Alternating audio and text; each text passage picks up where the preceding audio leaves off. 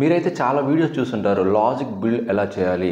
ఎవరైతే కోడింగ్ నేర్చుకునే వాళ్ళు కావచ్చు, బిగినర్స్ కావచ్చు, ఈ కోడింగ్ అంటే ప్రోగ్రామింగ్ రాయటం, కోడింగ్ రాయటం అనేది చాలా డిఫికల్ట్గా ఫీల్ అవుతుంటారు. దాన్ని మనం ఏమంటారంటే జనరల్గా లాజిక్స్ రాయటం అంటుంటారు. ఆర్ లాజిక్ బిల్డింగ్ ఎలా ఇంప్రూవ్ చేసుకోవాలని కూడా చాలామంది క్వశ్చన్స్ రైజ్ చేస్తుంటారు. సో ఈ వీడియో ఎండ్ వరకు చూడండి. So based on my experience నేను చెప్తుంది ఇది. సో మీరు ఎలాగా మీ లాజిక్ని బిల్డ్ చేసుకోవాలనేది ఓకే. ఇది కానీ నేను చెప్పినట్టుగా మీరు ఫాలో అయ్యారంటే కోడింగ్ అనేది ఎవరైనా సరే వితిన్ 6 monthsలో ఆర్ 1 yearలో మీకు ఫుల్ కాన్ఫిడెన్స్ అయితే వస్తుంది. ఇంకా నేను జాబ్ చేయగలను, నేను ఎలాంటి కోడింగ్ అయిన ప్రాబ్లమ్ని సాల్వ్ చేయగలను అనేది మీకు ఆ కాన్ఫిడెన్స్ అయితే వస్తుందండి. బట్ మీరు నేను చెప్పిన స్టెప్స్ ఫాలో అయితే సరిపోతుంది. ఏంటనేది మనం డిస్కస్ చేద్దాము. సో మీకు ఇలాంటి మరిన్ని వీడియోస్ కావాలంటే మన యూట్యూబ్ ఛానల్ ఫాలో అవ్వండి. And me first time visit చేస్తే సబ్స్క్రైబ్ చేసుకోండి. అండ్ సోషల్ మీడియా ప్లాట్ఫామ్స్లో కూడా షేర్ చేయండి. చాలామందికి హెల్ప్ అవుతాయి మన వీడియోస్. ఓకే, ఇక మనం అసలు టాపిక్ స్టార్ట్ చేస్తే అసలు లాజిక్ బిల్డింగ్ అనేది ఎలాగ మనం బిల్డ్ చేసుకోవాలి, ఎలాగ మనం ఇంప్రూవ్ చేసుకోవాలి అనేది ఒక మెయిన్ క్వశ్చన్ అండి, మెయిన్ డౌట్. ఫస్ట్ స్టెప్ ఏంటంటే ప్రాబ్లమ్ని అండర్స్టాండ్ చేసుకోవాలి. ఏదైతే మీకు ఒక ప్రాబ్లం ఇస్తారో, రిక్వైర్మెంట్ ఇస్తారో, దాన్ని మీరు కరెక్ట్గా అండర్స్టాండ్ చేసుకోగలిగారంటే అక్కడే సగం ఆన్సర్ మీకు దొరికినట్టే, సొల్యూషన్ దొరికినట్టే. మీకు ప్రాబ్లమే రిక్వైర్మెంట్ అండర్స్టాండ్ కాకపోతే అసలు ఎక్కడ స్టార్ట్ చేయాలి, ఏం స్టార్ట్ చేయాలి కూడా తెలియదు. అవునా కాదా? ఇలా ప్రోగ్రామింగ్, కోడింగ్ పరంగా కాదు, మీరు ఏదైనా నార్మల్ అదర్ విషయాలైనా గమనించండి. మీకు ప్రాబ్లం ఏంటని తెలియకపోతే మీకు అసలు అది సొల్యూషన్ అనేది అసలు అండర్స్టాండ్ కాదు. ప్రాబ్లం మీకు అండర్స్టాండ్ అయిందంటే సొల్యూషన్ ఆటోమేటిక్గా ఒక రోజు కాబట్టి ఇంకో రోజు అయినా సరే మీకు సొల్యూషన్ దొరుకుతుంది. అందుకే నేను ఫస్ట్ స్టెప్ ఏం తీసుకుంటానంటే ఆ ఉన్న ప్రాబ్లమ్ని ఫస్ట్ అండర్స్టాండ్ చేసుకోవడానికి ట్రై చేస్తాను. వన్స్ మీకు ప్రాబ్లం అండర్స్టాండ్ చేసుకున్నారంటే దాన్ని అండర్స్టాండ్ చేసుకోవడం అంటే సపోజ్ కాంప్లెక్స్ బిగ్ ప్రాబ్లం అనుకోండి, దాన్ని ఏం చేయాలి, ఫస్ట్ స్టెప్గా బ్రేక్ డౌన్ చేసుకోవాలి. అంటే స్మాల్ స్టెప్స్ లాగా మీరు చేసుకోవాలి. సపోజ్ మీరు ఇప్పుడు ఒక వెబ్సైట్ డెవలప్ చేయాలనుకోండి, డిజైన్ చేయాలనుకోండి, మీకు వెబ్సైట్ చెప్పినప్పుడు రిక్వైర్మెంట్ అంతా చెప్పినప్పుడు చాలా కన్ఫ్యూజన్గా ఉంటుంది, కాంప్లెక్సిటీ అనిపిస్తుంది. అరే ఈ వెబ్సైట్ నేను డిజైన్ చేయలేనేమో అనిపిస్తుంది. బట్ మీరు ఆ ఇచ్చిన వెబ్సైట్ డిజైనింగ్ని పార్ట్స్ లాగా, ఓకే, ఒకటి header part, okay, and footer part and layouts లాగా ఒక్కొక్క స్మాల్ పార్ట్స్ లాగా బ్రేక్ డౌన్ చేసి దాన్ని సాల్వ్ చేయగలిగితే చాలా ఈజీ అవుతుంది. అప్పుడు అన్ని పార్ట్స్ కలిపి, అన్ని లేఅవుట్స్ కలిపి అది ఒక వెబ్సైట్ అయిపోతుంది. సో అలాగా ఇచ్చిన ప్రాబ్లంని బ్రేక్ డౌన్ చేసుకోవాలి. ఏ రోజు అన్నీ చేయకూడదు, అది గుర్తుపెట్టుకోండి. జనరల్గా మనం అందరం చేసేది ఏంటంటే మనకున్న ఎగ్జాంపుల్స్ మెటీరియల్లో ఉన్నవో లేదా ఎక్కడన్నా ఇంటర్నెట్లో దొరికే ఎగ్జాంపుల్ని డైరెక్ట్గా తీసుకెళ్ళి విఎస్ కోడ్నో, విజువల్ స్టూడియో కోడ్లోనో లేకపోతే ఎక్లిప్స్లోనో ఎక్కడో మీరు కాపీ పేస్ట్ చేస్తుంటారు. అండ్ ఎర్రర్స్ వస్తే వాటిని రెక్టిఫై చేస్తూ ఉంటారు. అలా కాపీ పేస్ట్ చేస్తే ప్రోగ్రామింగ్ ఆర్ కోడింగ్ అనేది ఆర్ లాజిక్ బిల్డ్ చేయడం అనేది రాదండి, ఇంప్రూవ్ చేసుకోలేరు.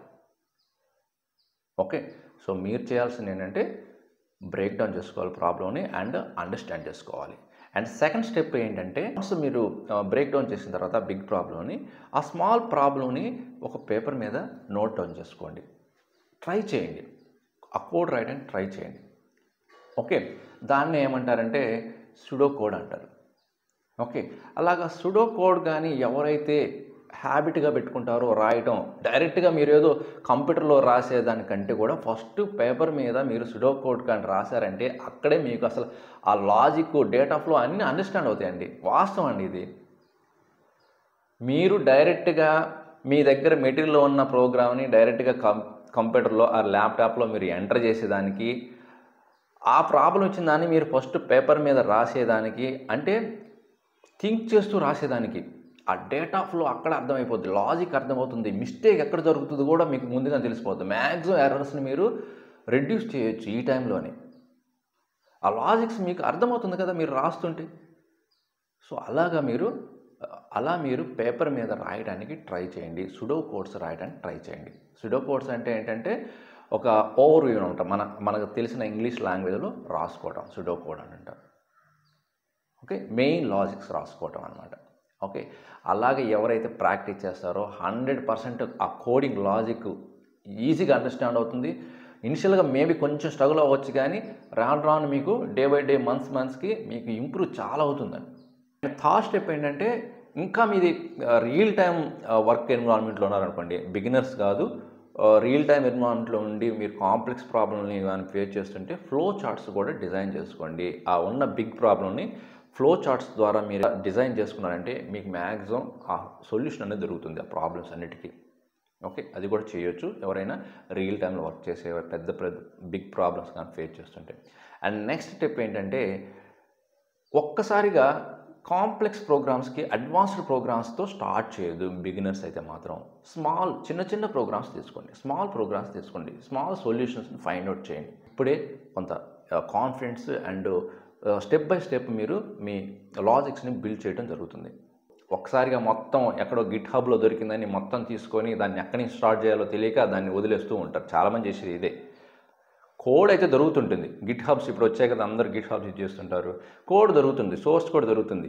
బట్ దాన్ని ఎలాగ యూజ్ చేయాలి, ఎక్కడి నుంచి స్టార్ట్ చేయాలి అనేది మొత్తం మీకు 100 లైన్స్ ఆఫ్ కోడ్ లేకపోతే 1000 లైన్స్ ఆఫ్ కోడ్ కనిపించగానే ఒక్కసారి టెన్షన్ పడిపోతుంటారు. అలాగే ఎవరు స్టార్ట్ చేసినా కూడా ఎవరు దాన్ని ఇంప్రూవ్ చేసుకోలేరు.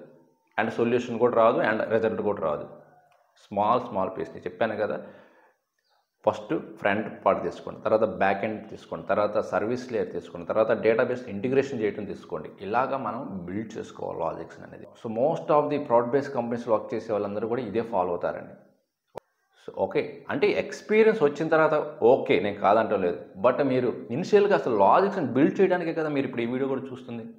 ఎలా ఇంప్రూవ్ చేసుకోవాలి లాజిక్స్ బిల్డ్ చేయడం అనేదానికే కదా. దానికోసం మనం ఇనిషియల్గా ఎంత స్ట్రగుల్ అవ్వాలి, తర్వాత మీకు మీ బ్రెయిన్ హ్యాబిట్ అయిపోతుంది ఎలాగ సాల్వ్ చేయడం అనేది. అప్పుడు మీరు ఈజీగానే సాల్వ్ చేస్తారు ఎనీ ప్రాబ్లమ్ని. సో అదండి విషయం. సో అలాగా మీరు ఇంప్రూవ్ చేసుకోవాలి. సో ఈ ఇన్ఫర్మేషన్ వస్తే లైక్ చేయండి, మీ ఫ్రెండ్స్కి షేర్ చేయండి. ఇంకొక మంచి యూస్ఫుల్ కంటెంట్ మళ్ళీ కలుద్దాం. Thank you very much.